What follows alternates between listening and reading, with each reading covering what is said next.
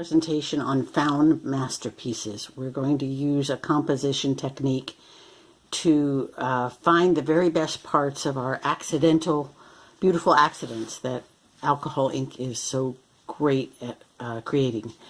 First, we have to kind of create the base of the accidents by putting color down. And I am just gonna do a couple different techniques that I use. I'm working on ceramic tile paper, a very hot new substrate that the alcohol ink community is busy testing.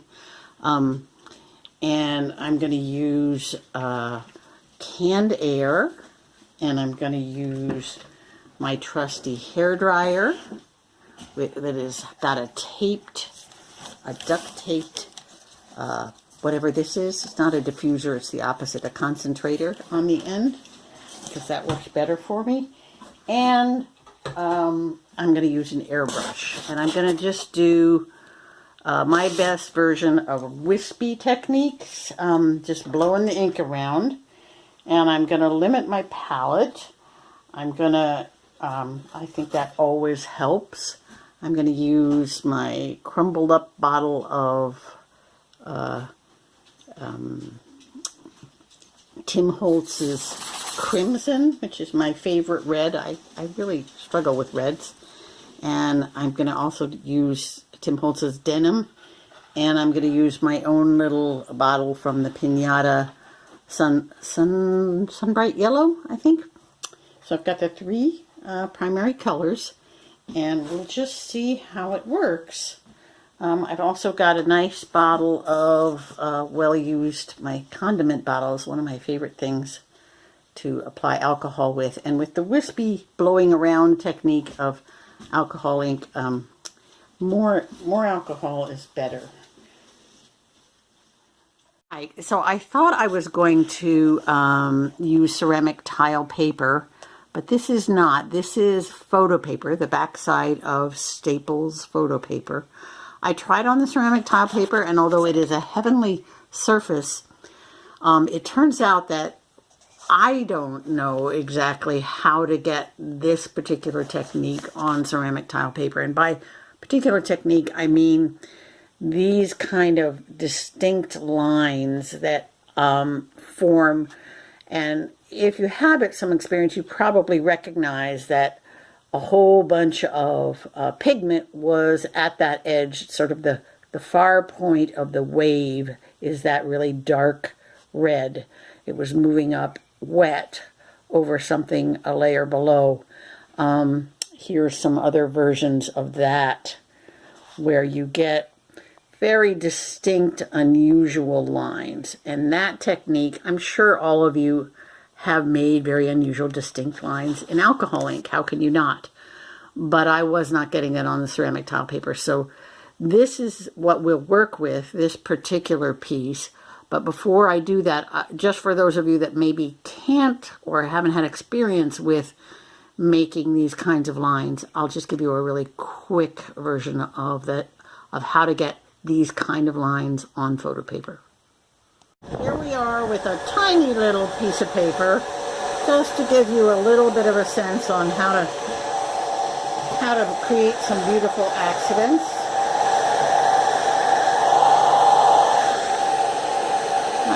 I start with yellow often, and I let it sit. In general, if you're trying to get complicated, great, beautiful accidents, more alcohol and less ink is the way you want to go. So I'm moving this around and getting it kind of pale, making it paler. And as it evaporates, I add more, and I add it around the edges because I don't know if you can see it. One of the reasons it's so hard to teach people how to do wispy is because you have to be able to see the pattern of wet on the UPO or the photo paper. And that's very hard to film. But I am taking the water, I coming down from the top, and I'm moving the alcohol. It's moving this way and moving that way. So essentially, there's a mini wave that's happening here. I'm herding it around, and because it's on a Lazy Susan, I can herd it all kinds of angles. So normally I would not have covered all the paper, but I did this time. No big deal. Now, it's still somewhat wet. I'm going to put a little bit more alcohol on there. And if you can see, that faintly makes it, the white of the paper come back. Oh, and I dropped that red. And remember I said I let it marinate for a while before I start blowing on it. Because once you use a hairdryer or an airbrush or a canned air, your evaporation is going to go really fast. So this is what I call marinating. In other words, before I start blowing, I'm just letting the ink mix with the alcohol. And I know that I want lighter tones than this, so I'm adding even more alcohol. Now I'm going to start herding it around. See how that goes? Let me see if I can make sure. So I'm slightly tilted down this way, so the color's coming down. I'm going to herd it back up. See how that goes back up? Right to the edge? Now I'm going to herd it down. So I'm sort of creating waves, and sometimes shooting that all the way off the edge. See how that color's going off the edge? It tends to get hung up on the edge. And now you begin to see how those lines are forming. So I'm blowing a little bit up here, and I'm not sure if you can see, but you could kind of see two waves. And then this line here, right here, has formed. I like that. I want to do a little bit more of that. So I'm going to rhythmically herd it down, and then essentially you're drying this side and not the other side. Spending more time with your hairdryer on that, and you're getting these very interesting lines. And then as you want to herd it back again, you can change angles if you have a let's see. So I'm moving that line up, and I need to be aware of how evaporating I'm getting, because I'm just about out of alcohol, and it won't move. And I want to show you a particular technique that helps when you're in the middle of wispy. You don't want stuff to splurch on there and get really distinct drops. So I take my alcohol and I squirt it down on the surface at the edge. Rather than dropping it on there, I'm going to slide it up. And I'm going to be watching the forming of this line and where the bulk of the alcohol is. I'm going to decide that there's not enough alcohol. It's not moving freely enough. I'm not going to get the lines I want. So I'm putting more alcohol, again, not splurching, not dropping, but sliding it on the edge and then moving it with the hairdryer. Okay, now you get some. For me, the quality of line here is getting better because it was wetter, and I'm running out of alcohol there, and I got some splurches over here. I dropped here, and I don't like that. So I'm going to add a little bit of color. And now that we've got our reds and oranges, I'm going to add the blue to the red. And again, sliding alcohol and letting it move across rather than dropping it on there. We want to see what we get here, because we've got a nice dark going on here, which I'm diluting. But I just hope you're beginning to see the sense of herding, as in sheep, and how that can form interesting lines. And as it forms interesting lines, you add water kind of at the periphery of the composition that you're getting, and then you play with it, going back and forth Paying attention always to the quality of the line. I don't want any dribbles, those little drops that you have to chase around. I want some distinct lights and darks. So I'm going to slide alcohol on, but I'm going to try to herd it over here because I want some lights on this side. So see how that created a light over there? So I've got a dark or a mid value in the middle. Now I'm going to add a little bit more dark. And although this may not be the composition I would normally go with, I think it's good enough to show you the technique that creates beautiful accidents. A little bit more alcohol. That ink isn't going to move enough to make me happy. So I'm putting more alcohol on the edge. And I'm blowing from the side. Mainly I'm blowing the side because the camera is in the way. I want to mix those reds and blues. I think the mixing happens on the paper much more beautifully. So now I'm getting some rhythm going here. I'm going to put one more addition of alcohol on both sides here. Let's see what I get. I will let this be the last attempt. You see how I'm composing by moving the waves around. I like the quality of this line. I'm going to try to dry out. I'm getting too much dark over in this corner, which I know from experience will probably not make an interesting line. So I'm spreading that out again.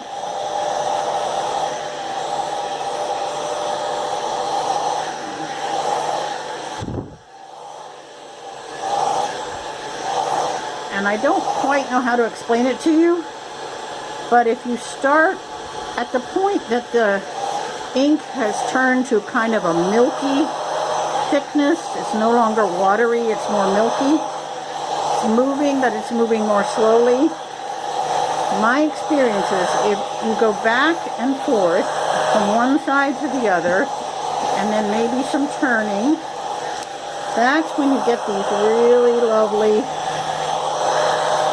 complicated lines. So I'm going to blow this up here in an attempt to get those waves kind of conflicting. It's funny, smooth is hard to get, and I'm getting very smooth here. So I'm going to add a little bit more alcohol. See that distinct line that alcohol gives you? Sometimes you want it, and sometimes you don't.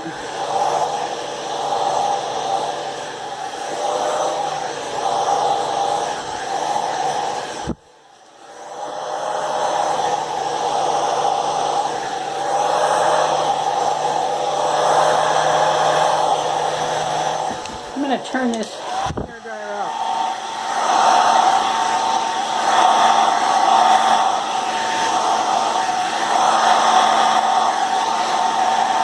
I'm going to try to dry really heavily here and keep this other side wet.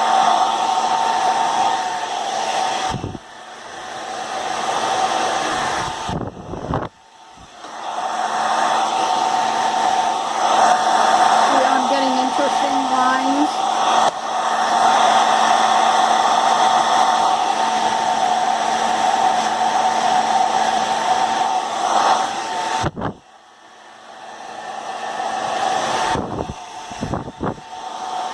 Nope, too much. Still. Dry, dry, dry, dry, dry, dry, dry, dry.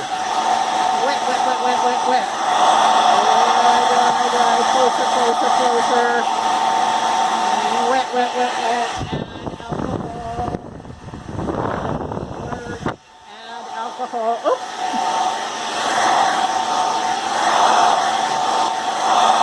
See, this is the beginning of a line that I like. I'm going to try to repeat that and not wipe it out, and maybe make another one.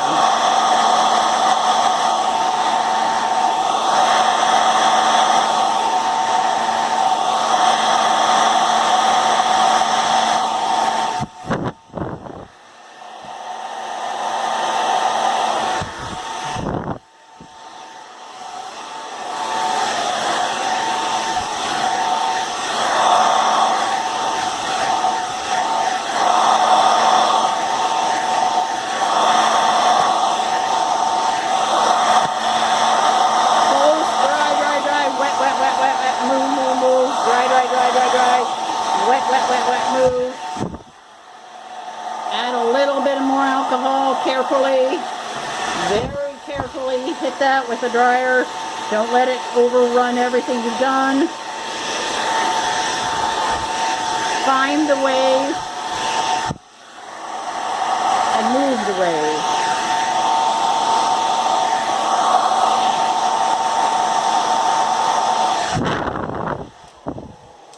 Okay, good enough. Enough beautiful accidents here that we can use this and that other board I showed you as a good example of the found masterpiece composing technique. Be right back. Again, here's the piece that I just did with some interesting, what I call beautiful accidents. And here's the piece that I did yesterday. Turned out not to be on ceramic tile paper, but on Staples photo paper. And the quality of both of these is that they have very distinct lines within them, and that's really what you want and what you get with alcohol ink, whether you like it or not. I mean, we all know that we've tried sometimes to not have the lines in there, and that's not so easy either. So here we are at the composition point. This is really the main point of this presentation, the focus of this presentation. I'm going to see if I can focus in a little bit closer. And the way I started out doing this, and I now have several other things. Actually, I will focus out again. Here we go.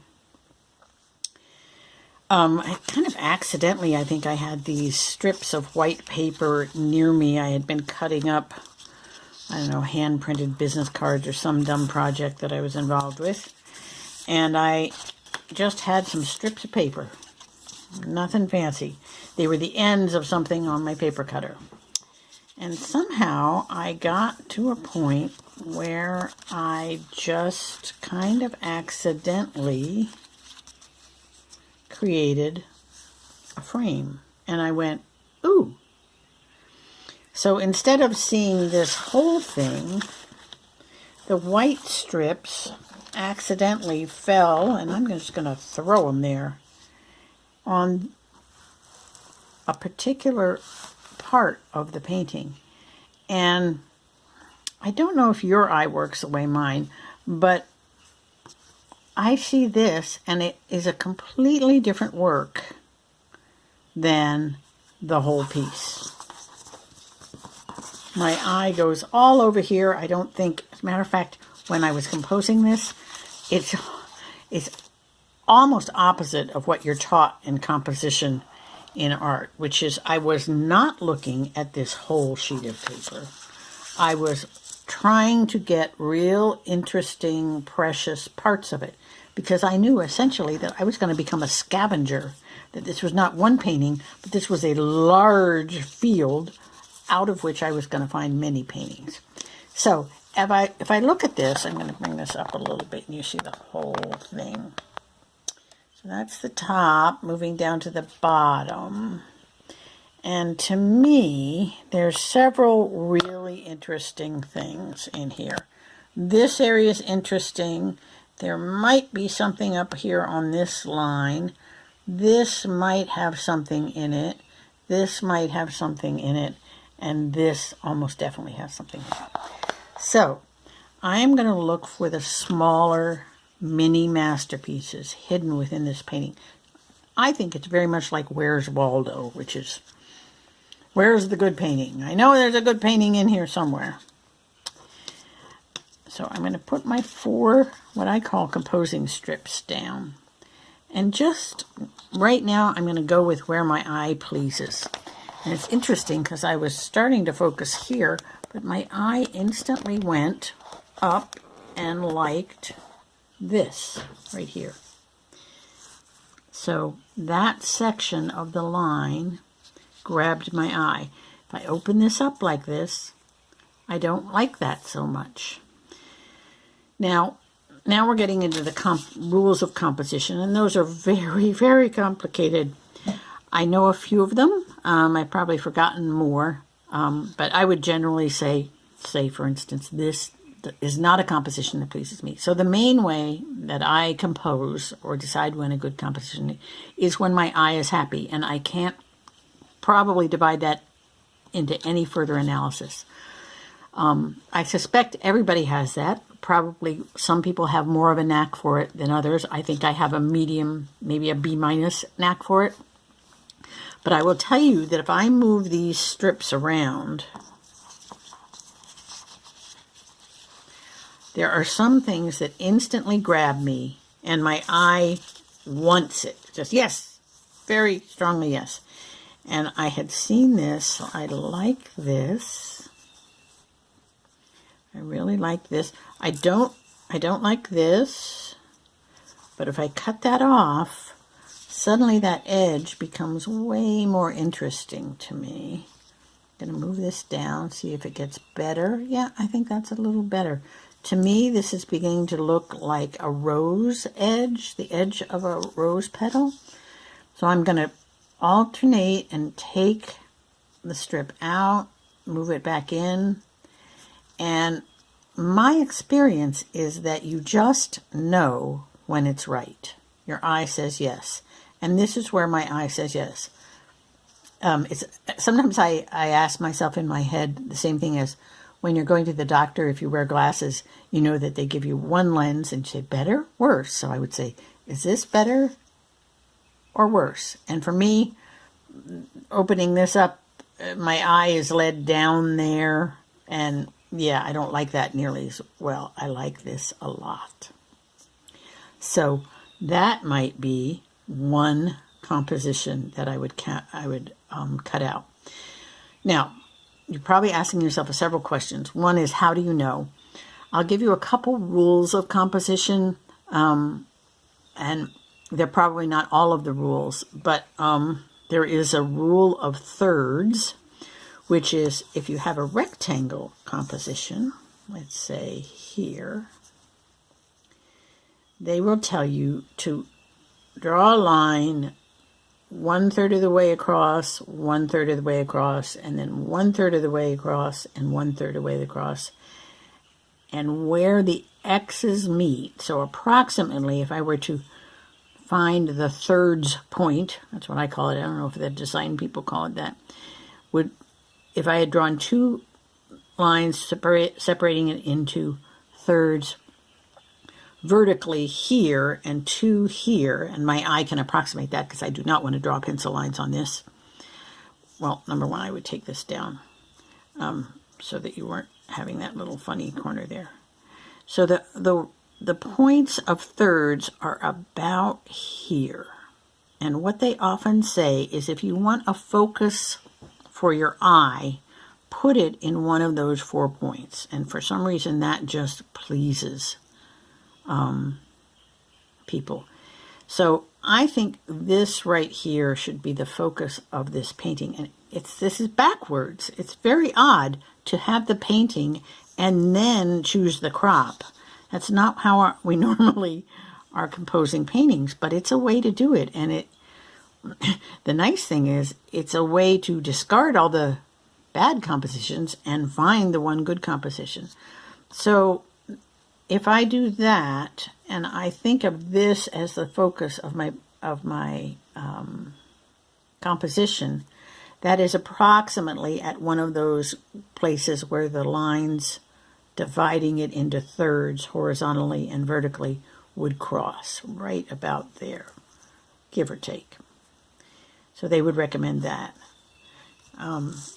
With that logic, we could see if this worked. Let's keep that rectangle composition, but move the focus point up to that top third. Yeah, I don't like that quite as much, partly because we're getting some dark color down there, which right at the edge. Now that's not bad. That's looking pretty nice. I like that. Maybe a little better than I like this. Where was I? It was in the bottom third. So something like that. So I like that other one where I put this interesting thing with that nice little blurby leaf there that looks like a leaf to me. You know, to me, that's just a really pretty composition. Couple things. So one of the rules is the rule of thirds, and that is not a mathematical kind of rule. Again, the genius of these composing strips to me is that you can fuss with it a little bit. So is it better, better, better, worse, worse, worse? Then I do my eye doctor thing. So I'm moving one, then I'm moving the other one. Better, better, better, worse, worse, worse. To me, clearly worse. Once that bottom red starts coming in there, I don't like it. Better, better, better, better, better, worse, worse, worse. Those blobs over there.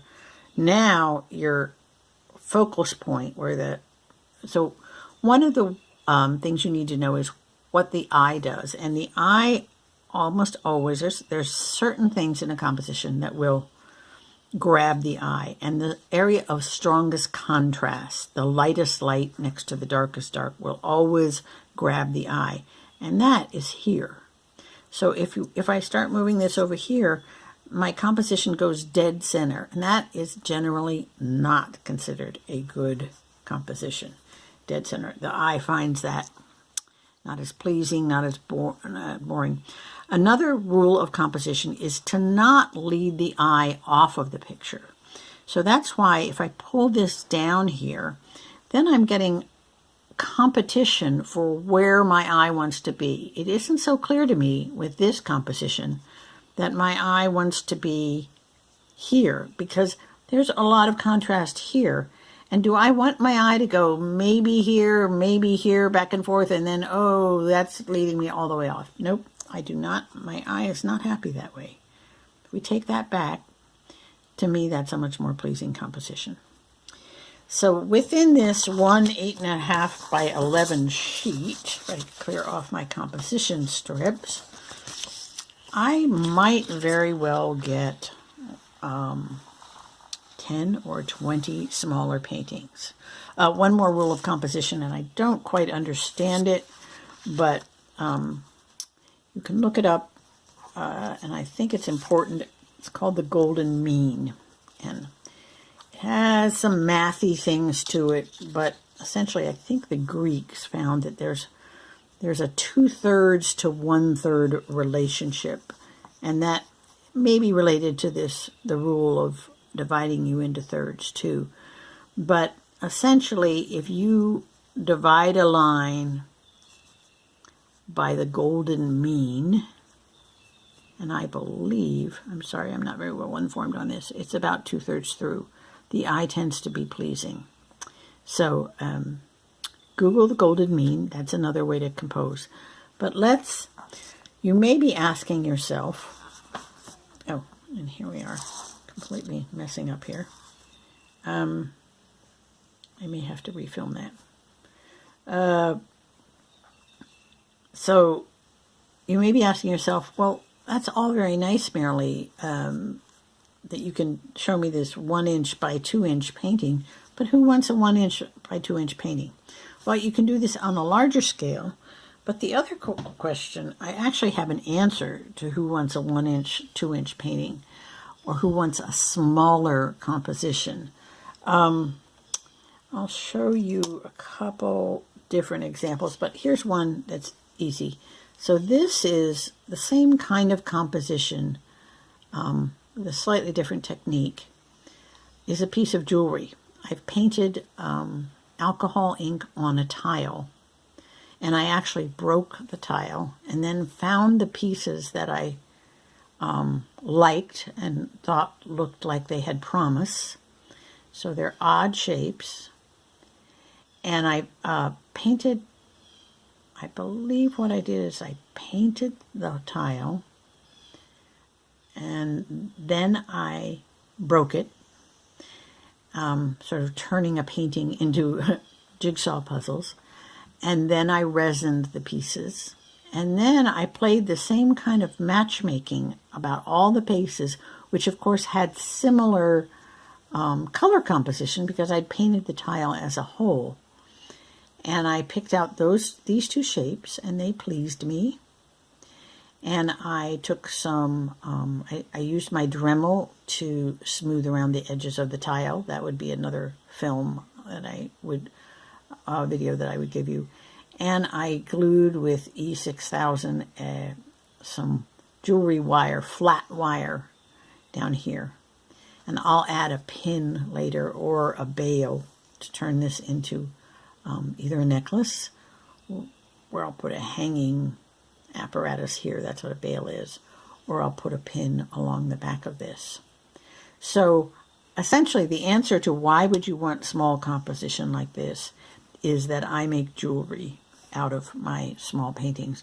I think there's also a way to do this with a larger composition. So let's just try. Let's try to go for something that's big enough to be actually hung on the wall. Let's see if we can find that here somewhere. I'll raise my phone a bit. Am I focused? I think I'm focused. So let's just see. It's a little tricky to hold all four things. They slide around. And when I've taught this to students in school, they have sometimes wanted to use other things, and I'll show you some other things. So I've cut up a paper cup. So you just have the edge of it, but it's a circle. And then you can move around and see if there's a circle composition. Ooh, look at that. Now I don't like that little white dot, and I might add a bit of red, but I really like that composition. If your eyes can screen out, and I'm going to turn that here so the light hits it a little better. But that is very interesting to me. And as I move it away, making this pale spot even smaller, I'm liking it even more. Oh, look at that. See now, because that's cut off, that looks to me like cliffs. If you look at the whole thing, it doesn't look like cliffs because those lines come up and do uncliffy things up here. And that's really the kind of found masterpiece example that I like so much, which is that you could compose something that looked, in my mind, like some cliffs coming down into maybe a crevasse or something like that. That doesn't quite look like a cliff. That looks more like a flower petal. But, we don't have to be literal, but that pleases me right there. Let's keep going with this circle and see if there's anything we can find. So you could have a beautiful little circle painting. My eye isn't happy, not happy, nothing's going on here. Getting a big fat meh in terms of composition. And I don't know about you, but this is actually what's so fun because, now it's sort of getting warmer. Something's getting pretty here. See, I got off of this pale because I think this deep color here doesn't quite do it. But I think that's looking very sweet. And to me, that has a lot of floral connotations. This looks like the inside of a flower. This could be, I don't know what that is, but it doesn't bother me. It could be buds coming out. I'm continuing to go, and it's really delightful to sort of find in what might have been a mediocre piece that's large, all kinds of things going on. That's okay. That's better. I like that. All right. Don't absolutely love it. So far I have two or three loves. I loved this. I liked this. B+. No, not even B+. C-. Now, something in here is really nice. And you'll find that you can use all sorts of things as your template, as your composing template. I should have a larger version of this. I've been meaning to pick something up so if you wanted to make a really small pin, ooh, look how pretty that is. Look how pretty that is. And do you notice that my focus, that dark spot is approximately 2/3, 1/3, 2/3, 1/3, and that's where it looks best. Does not look best there, in my opinion. I think we can differ about composition, so we could move around here. So, not fabulous, nothing exciting. I'm going to go to another shape. I'm going to go back to my bigger circle with the idea that you wouldn't want to make jewelry, you would want a painting. So, oh, look at that. That's really interesting. I like that a lot. And I like it because the contrast of dark and light seems to frame this. And then you're led right into, right about there is the most interesting part of it. It definitely could be a flower, a pistil in there. And that, again, is about, I would move it more to the 2/3 way across there, but then I lose this lovely edge. So that round thing, if we cut that out, that could be really cool. Let's go back to the rectangles.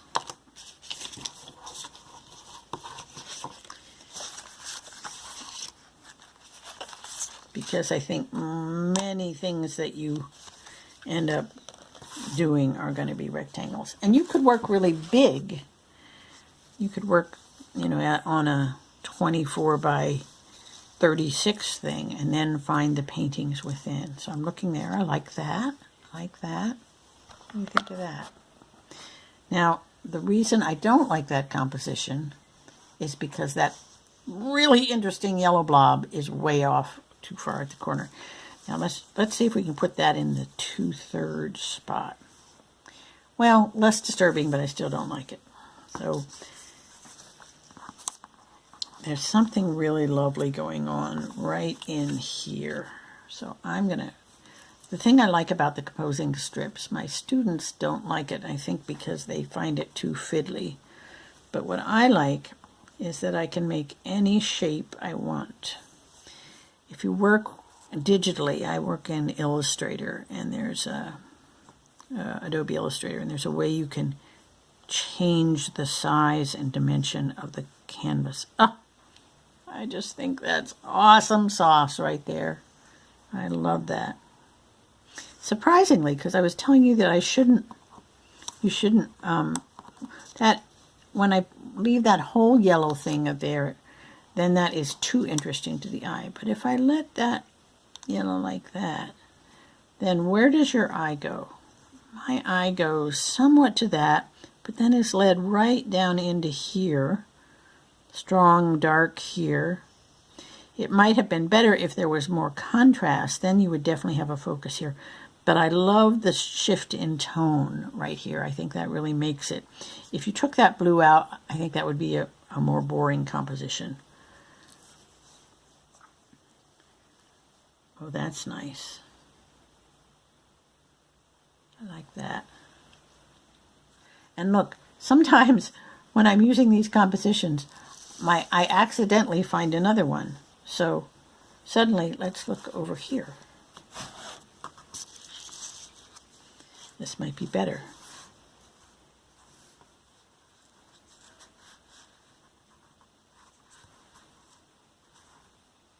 I really love those tones. There's something really nice about this whole thing. I kind of like the whole mid-value and light rather than any dark here. I love those tones, but I'm not really finding anything. And as soon as I open that up and bring that really dark thing in, then I personally don't like that composition. Now we're back to our lovely blue. Oh, that's so pretty. Look at how pretty that is. You know, you could have a rectangle, a very small painting, but a beautiful one. I think that is just sweet, folks. And it's a little bit like cheating because I'm probably not a good enough artist to have painted this as a composition. But I'm a good enough artist to find it once it's there. It's the Where's Waldo method of artistic brilliance. Now, let's think jewelry again here. And let's find little tiny masterpieces. You might want to know, how do I do... So See all these lovely little lines? They are so cool. And you're so free with these 4 strips that are not joined together. You can turn it into almost any shape you want. Boy, I like that. I think I'm going to have to take that dark off. What do you think? Pale? And can you see how this is a pretty good composition? This is good, good, good, still good, still good. That little dark edge is now beginning to dominate the composition a little bit more. You can bring it down there, but the minute you get into here, that doesn't work anymore because your eye is really drawn to that line and that is too close to the edge. So you're essentially leading the viewer out of your composition, which is not what you want to do. So I don't think this works. I think it worked like that. I just move around. Ooh. Let's see if we can focus in on this. And if you're not afraid to go really tiny, which of course I am not because I am a jewelry, I'm going to go focus, go a little closer.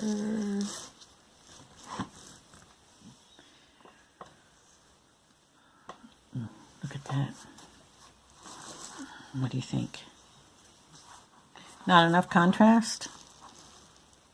It looks prettier, I think, in real life than it does in the camera. Let's see if we can focus it.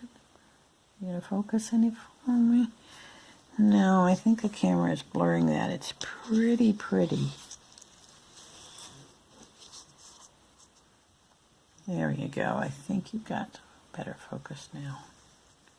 Let's just move that around. Ooh, look at that. Look at that. Isn't that just pretty? And again, the eye needs to have that white all surrounding it. Oh, look at that. I think we got to go with that, don't you? That is some sweet, sweet stuff. I'm not sure the camera knows where to focus because there's not a lot of contrast there. Let's keep going. Keep going. And what I'm hoping that I'm showing you is that your eye will find the magic. You don't have to overthink this.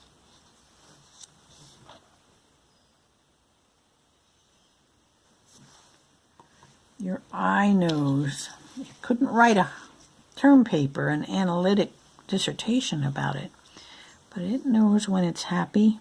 So there's all kinds of lovely things, sort of butterfly shapes and flower shapes there. No, this right here does not please me, right here. I will not use that shape. I can cut it off somehow. That doesn't please me either. Something interesting is going on here, but unfortunately that strong light kind of changes. Now let's go over here. And what looked boring when you have lots of strong contrast can look lovely and ethereal here. Oh, look at that. Look at that. Where am I? There I am. Sorry. So suddenly, something that you would never notice. Sorry. My poor little camera doesn't know where to focus. I'm going to hold this differently and see if it'll focus for me. It got kind of confused on focus here. Let's see if we can get it. Okay, now it's focused. So let's just try over there. Let's try, let's go to our little one that we just made, that you saw me make. Let's see if we can find anything lovely in here. I think you're getting the idea.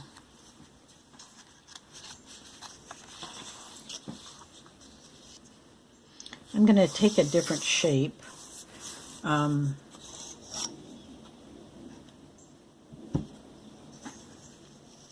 Believe it or not, let me stop this.